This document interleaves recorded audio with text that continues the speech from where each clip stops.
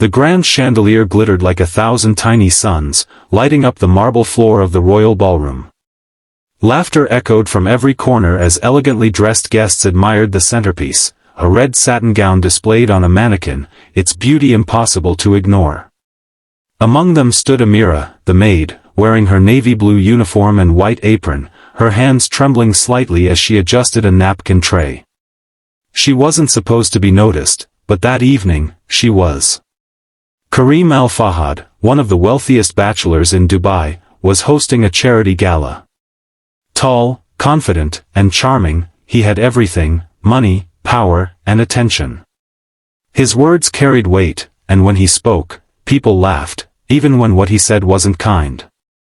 That night, his eyes landed on the red dress and then on Amira.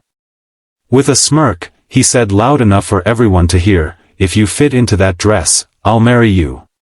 The room exploded with laughter. Amira froze. Her face burned as humiliation rippled through her body. The laughter stabbed deeper than any insult. She bowed her head and quickly retreated, her eyes glistening. If you believe in kindness, in the power of change, and in second chances, please take a moment to like, comment, share, and subscribe to Everyday Heroes. Let's fill the world with more compassion and hope. That night, Amira cried quietly in the servants' quarters. She wasn't just hurt, she was broken. All her life, she had been judged for her body, her background, her lack of beauty by society's cruel standards. But Karim's words hit differently. He had humiliated her not just in private, but in front of dozens of people. Something inside her shifted that night. She made a silent promise, not to change for revenge, but to prove that dignity, grace, and determination were far more beautiful than any dress. The next morning, she began her journey. Amira woke before dawn every day. She started walking, at first, just around the mansion grounds. Then, she began running. She stopped eating leftovers from the events she cleaned up after and instead cooked small, healthy meals for herself. It was hard, painful, and lonely. The other maids whispered that she was wasting her time. But Amira wasn't trying to impress anyone, she was healing herself from the inside. Months passed. Amira transformed. Not just physically, but emotionally. She learned to love herself, the kind of love that doesn't need validation from others. Her eyes, once dull from exhaustion, now carried a quiet fire. She saved every dirham she could, taking online courses late at night on fashion design, a passion she'd buried long ago. She even started stitching clothes for other maids, helping them feel confident in their own skin. One afternoon, a luxury car arrived at the mansion. A famous designer, Layla Rahmani, stepped out. The staff buzzed with excitement. Karim had hired her to design gowns for his new fashion venture.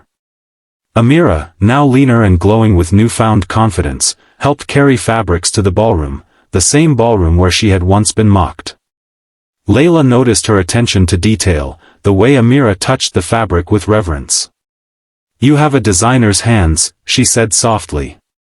Amira smiled shyly. "I used to dream of it," she whispered. Within weeks, Layla offered Amira a small position in her workshop. Karim didn't even recognize her when she left the mansion for the last time, carrying her small suitcase and her dreams. 6 months later, a major fashion show was announced in Dubai, Layla Rahmani Couture's charity gala. Karim was invited as one of the sponsors. The centerpiece gown was announced to be a special piece called the Phoenix Dress, symbolizing rebirth, courage, and transformation. The night arrived. The ballroom glowed once again with chandeliers, but this time, Amira wasn't serving food, she was standing backstage, helping the models prepare. Her hair was neatly styled, her eyes filled with quiet pride. When the host announced, "Ladies and gentlemen, the designer of the Phoenix dress, Amira Hassan," the audience turned in surprise. Karim's heart skipped a beat. He looked up, disbelief painted on his face. The woman walking toward the stage in a red gown, the same one that had once been a symbol of her humiliation, was none other than Amira. But this time, she wasn't the maid. She was radiant, confident, graceful. The red satin hugged her perfectly, not because she forced herself to fit into it, but because she had grown into her strength. The crowd applauded thunderously. Cameras flashed. Karim felt his throat tighten as he approached her after the show. "Amira," he whispered, his arrogance gone. "I didn't recognize you."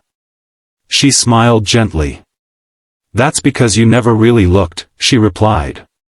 There was no bitterness in her tone, just truth. Amira didn't seek revenge, she sought redemption, for herself.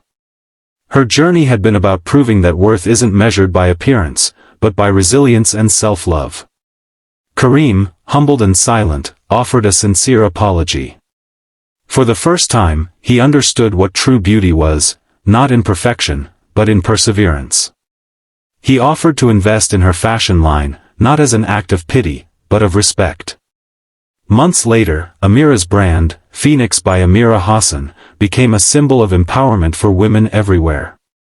Her first collection was dedicated to every woman who has ever been laughed at, doubted, or dismissed. She used to be the maid who was mocked for not fitting into a dress. Now, she was the designer whose dresses fit the strength of a woman's heart. If this story touched your heart, if you believe no one should ever be judged by their looks or status, please take a moment to like, share, and subscribe to Everyday Heroes. Your support helps us share more real, emotional stories that remind us of the power of kindness, humility, and second chances. Speech balloon comment below: do you believe people can truly change when they find purpose and self-love? As the camera slowly fades, we see Amira standing before a mirror, the same red gown shimmering under the golden lights. But this time, she isn't crying, she's smiling. The reflection staring back at her is not just a woman who fit into a dress, but a woman who finally fit into her own worth.